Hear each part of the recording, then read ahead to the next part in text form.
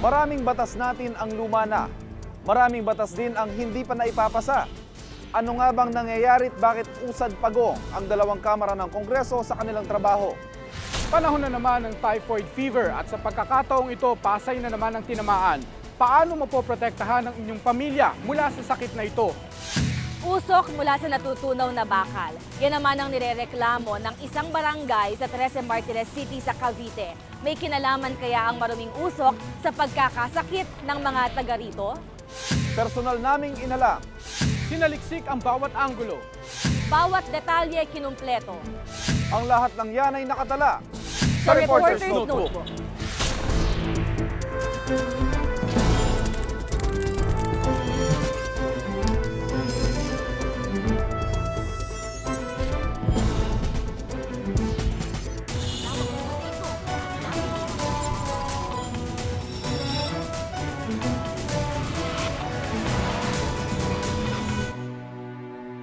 Inaamag na sa kabinet ng mga kongresista at senador ang napakaraming panukalang batas.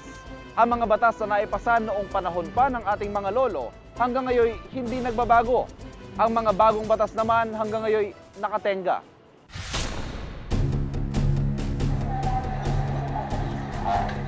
Nitong nakaraang Nobyembre, isang raid ang isinagawa sa isang apartment sa San Fernando, La Union.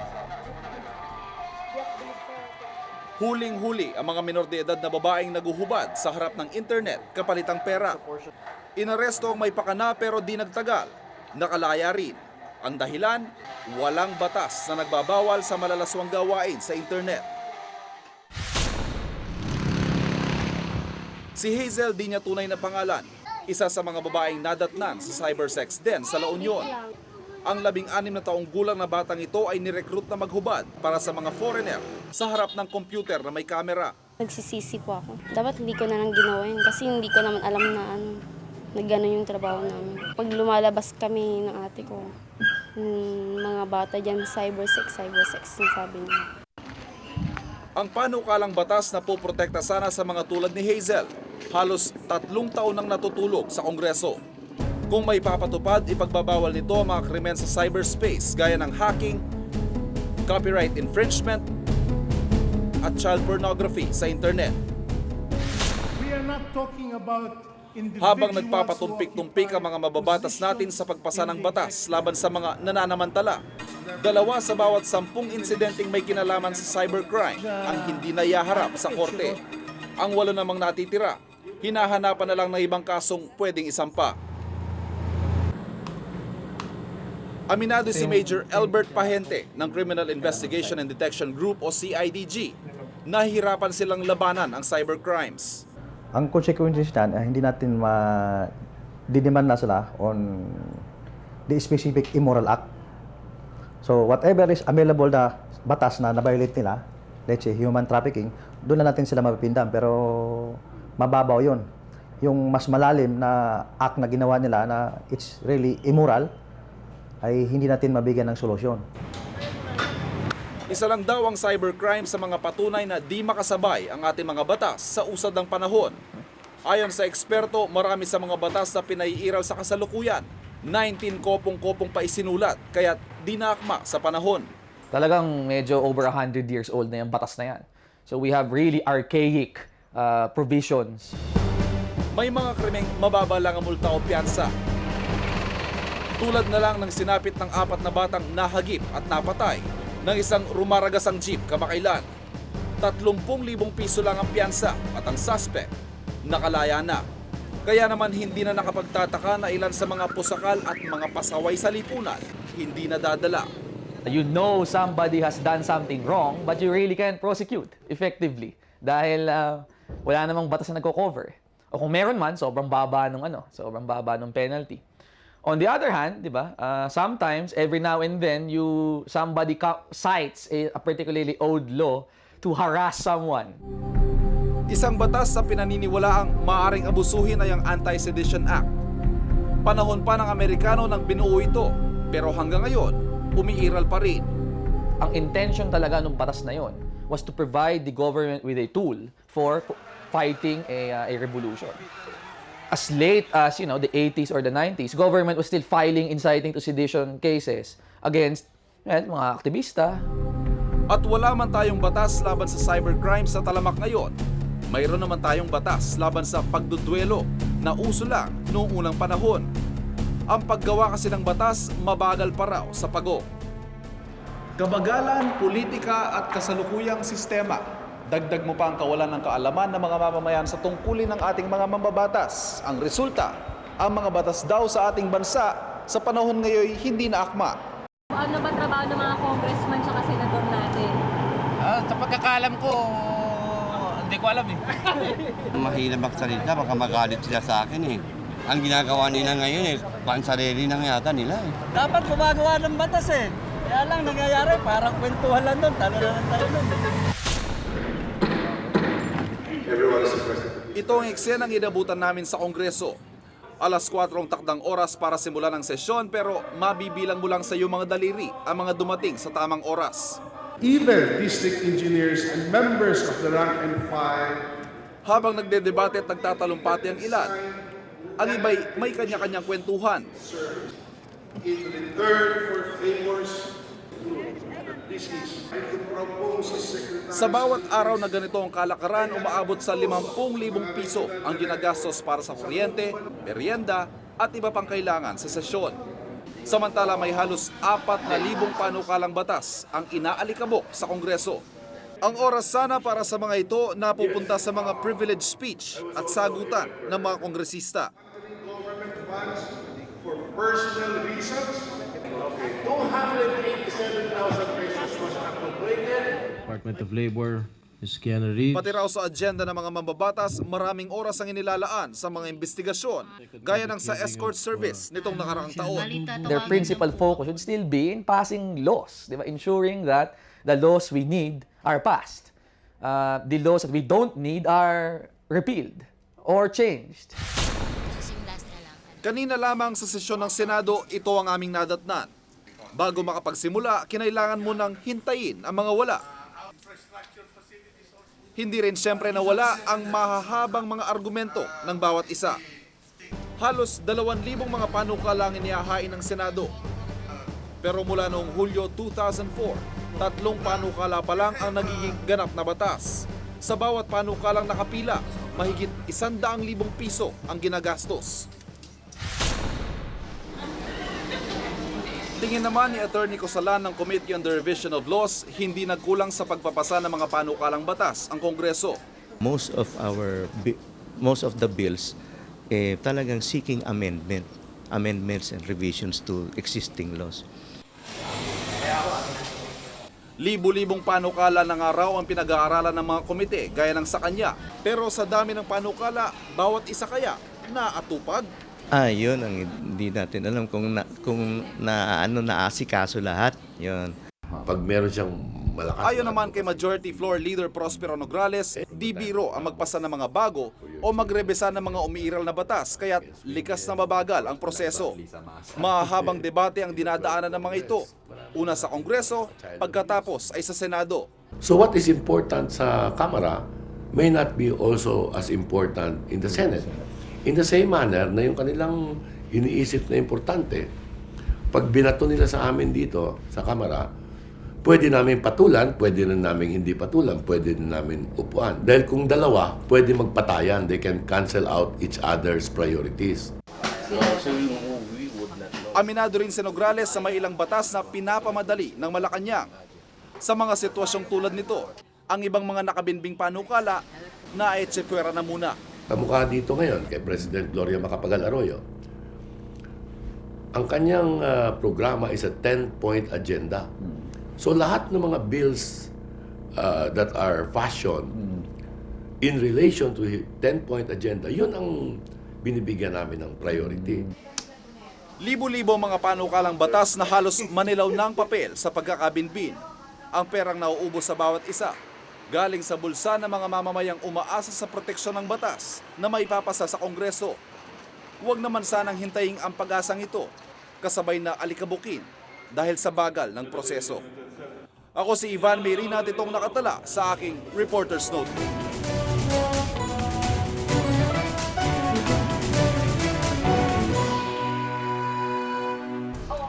Sa tubo ng ating tubig na inumin, dumadaloy nga raw ba si kamatayan? Alamin sa pagpapatuloy ng Reporter's Notebook.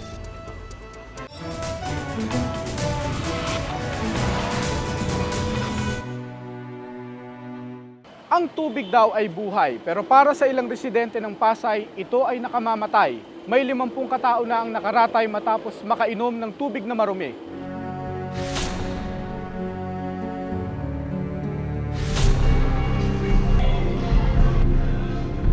Uso na naman ang typhoid fever o typhus at ngayon ang Pasay City ang unang tinamaan.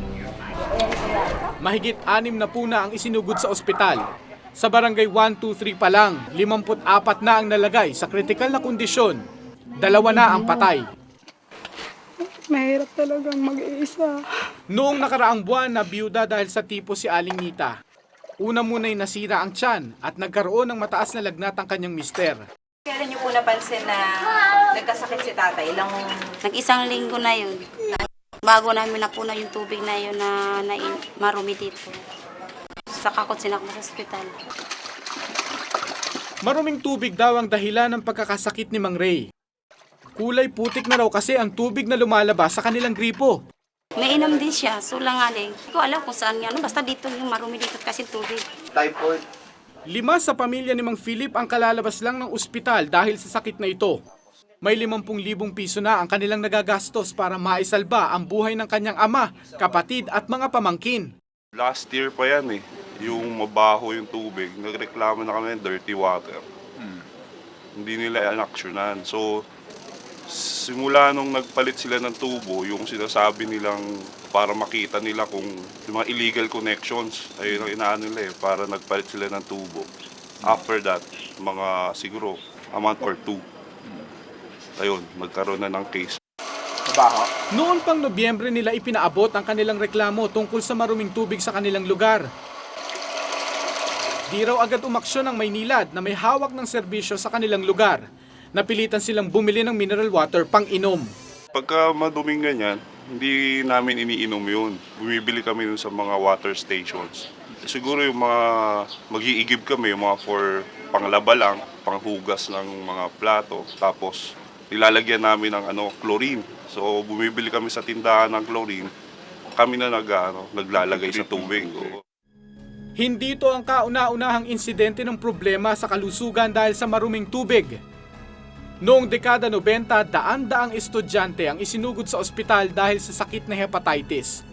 Butas-butas na raw kasi ang tubo ng tubig sa nakapalibot na residential area sa Universidad ng Santo Tomas na pinasukan ng mikrobyo. For typhoid pero hindi ganun ka... Ayon kay Dr. Troy Hepti, isang epidemiologist, sa pag-inom ng maruming tubig, maraming bakterya na maaaring magdala ng sakit sa tao. Cholera at saka yung hepatitis A, usually yung contamination kasi nanggagaling sa mga water systems na nako-compromise yung safety. Malaking dahilan ng kontaminasyon ng tubig ay ang luma na at sirasirang mga tubo. Ngunit mas malalim na ugat ng problema ang kakapusan ng sewerage system sa bansa. Dito sa V-Mapa sa Santa Mesa, sangkatutak ang barong-barong. Kaya di mo makikita na may tunnel pala ng Maynila dito. Puno ng basura ang daluyan ng tubig. Ayon kay Annalisa Rolyon, isang environmental engineer, peligroso ang estado ng mga tubo. Kinakalawang at tila may tagas na kasi ang mga ito. May mga ng pangangalawang. Meron din kasing pagkalawang na maliliit lang na butas na hindi mo makikita talaga ng naked eye. Dapat ay nakaangat sa lupa ang tubo upang kahit papaano'y mamonitor ang kondisyon nito. Pero dahil pinababayaang makapagtirik ng bahay ang mga tao rito, halos lubog na ito sa simento. Mahirap nang malaman tuloy kung maayos pa ang tunnel. Hindi nila masasabi kung anong pwedeng ginagawa dito sa tubo na to. Mas prone siya sa maraming activities na hindi nila na control. Dagdag pa sa problema ang kawalan ng Poso Negro o septic tank ng mga nakatira rito. Kanya-kanyang diskarte ang mga taga rito sa paggawa ng Poso Negro. Ang iba kung meron man, di naman namimentena ng maayos. Si Aling Evelyn, 30 taon nang hindi nasisipsip ang kanyang Poso Negro. Hindi naman kasi nag-ano dito na bumabaha o wala. Ayon kay Engineer Leon, kapag di maayos ang septic tank, kadalasan pumapasok ang dumi sa loob ng may tagas na tubo ng ating inuming tubig. Karaniwan nga, sila din yung gumagawa. Kasi nga, kung wala namang talagang tumitingin na tama yung disenyo niyan. So, depende lang yan kung ano yung kaalaman. Sa Sanitation Code of the Philippines, nakasaad na bawat bahay na sakop ng sewerage system ay dapat nakikinabang sa serbisyo nito. Ito raw ay dapat sundin at ipatupad para maiwasan ang pagkakasakit ng mga tao dahil sa maruming tubig. Ayon kay Engineer Alfredo Salinda, Area Business Manager ng Maynilad Water Services, may mga proyekto naman ng Maynilad para palitan ng bago ang kanilang mga tubong ilang dekada na ang tanda. Mabagal nga lang dahil kulang sila sa budget. May kalumaan na yung ating network, yung mga piping system. So talagang kailangan i-maintain. Ang permanent solution yan is really to replace all of the pipes. That will take years para ma-completely replace lahat ng mga pipes of Maynilad. Isinama kami ni Engineer Hondrade sa sewage treatment plant ng Manila Water sa UP para ipakita sa amin kung paano ang takbo ng isang maayos na sewerage system. Kinakailangang may sewer pipe sa bawat banyo o kubeta ng mga bahay sa Metro Manila na nakakabit sa treatment plant ng MWSS. Ang duming manggagaling sa bawat bahay ay didiretso sa planta ng MWSS. Dito, lilinisin ang mga nakolektang dumi hanggang sa ito'y maging malinis na tubig. Treated na water na to, pero ito originally yung galing sa mga septic tank na may kasamang dumi ng tao, lahat pinaghugasan, di ba? Ngayon, pwede na raw ipandilig, ipanligo. Pero ayon kay Engineer Hondrade, hindi pa maaaring ipatupad ang sistema dahil sa kakulangan ng budget. Ang isang maliit na sewage treatment plant pa lang para sa 1,000 hanggang 2,000 katao ay nagkakahalaga na ng 200 milyong piso. Sa buong Metro Manila, 8% pa lang ng mahigit 9 milyong katao ang nasiserbisyuhan nila ng sewer pipes. Sa Maynila pa lang, sa mahigit 100,000 residente na kanilang siniserbisyuhan, 86 pa lang ang kasama sa kanilang centralized sewerage treatment. Dagdag pa raw dito ang hindi pagpapakonekta ng publiko sa sewerage pipe dahil kakabit nito ay pagtaas ng bayad sa tubig. Dapat yan, walang exempted yan eh. Dapat lagyan natin ng lahat yan eh. And directly, dapat sila nakatutok sila sa sewerage natin. Ayon naman sa Department of Health, hindi na nila sakop ang implementasyon ng Sanitation Code. Trabaho na raw ito ng mga lokal na pamahalaan. Ang DOH, being the national agency, just monitors yung mga yan dahil ang health services is already devolved to the city executives. Parang larong basketball ang problema. Pasa-pasa, walang gustong tumayo sa responsibilidad. Ang sigurado ang talo sa larong ito ang publiko. Ako si Mark Salazar at ito ang nakatala sa aking Reporter's Notebook.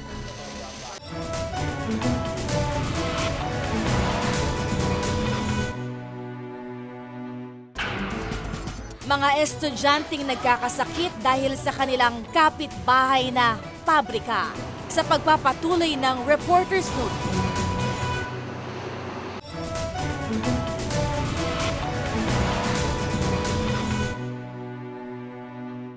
Usok mula sa isang pabrika pumapasok sa baga ng mga estudyante sa paaralang katabi. Papaano na ipatayo ang isang pabrika sa gitna ng isang residential area? Sino ang responsable sa problemang ito?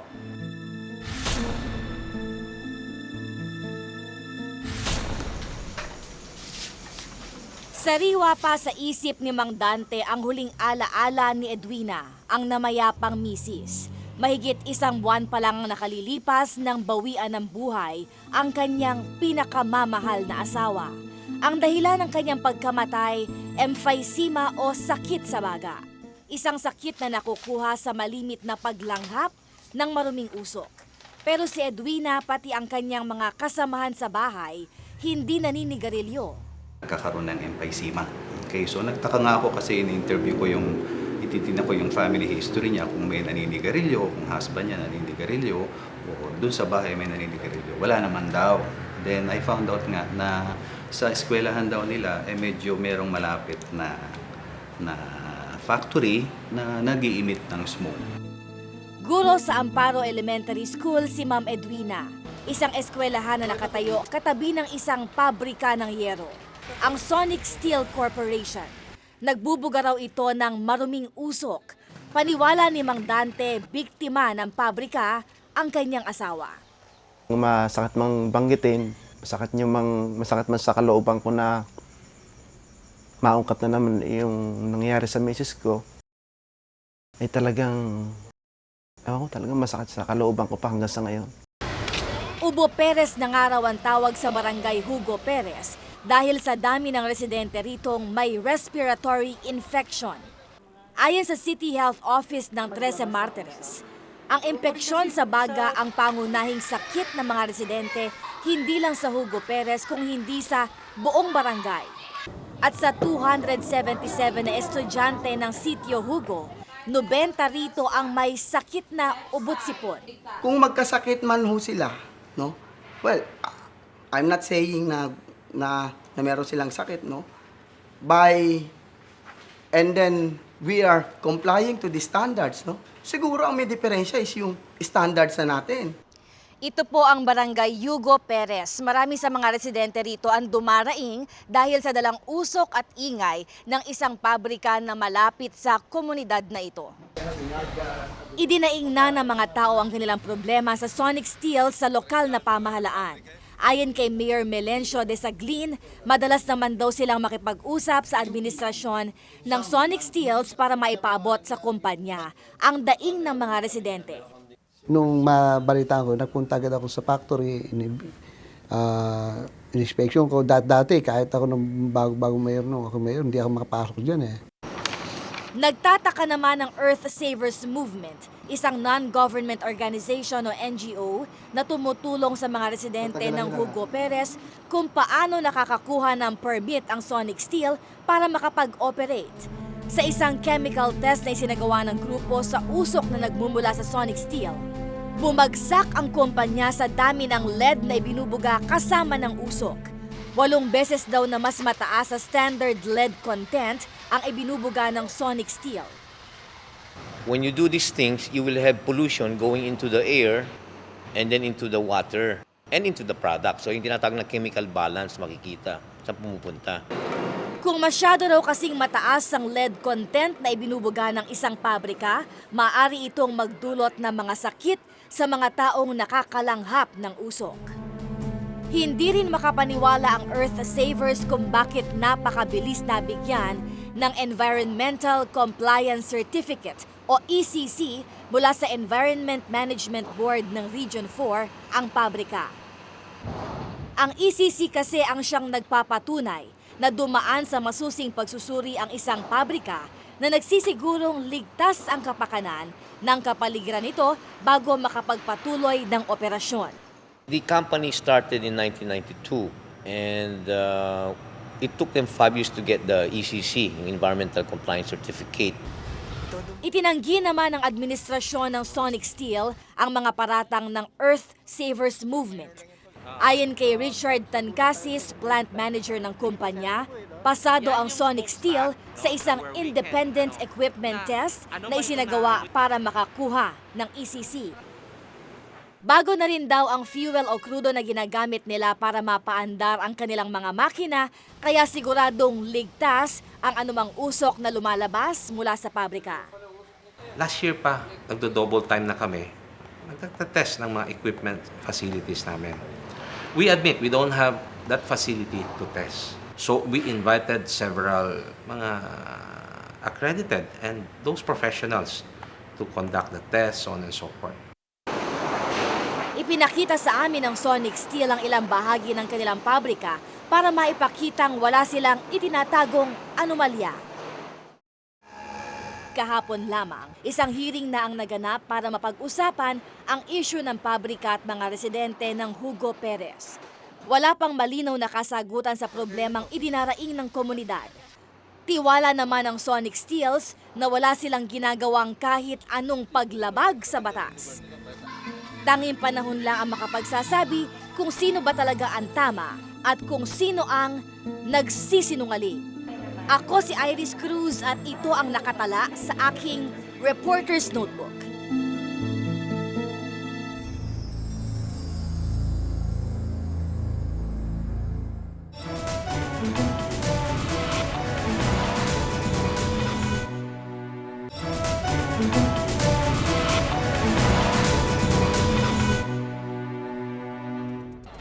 Kung may nais kayong ipasiyasat na issue o balita, maaari kayong tumawag sa amin sa numerong 928-4239. Maaari rin kayong mag-email sa amin sa reportersnotebook@gmanetwork.com.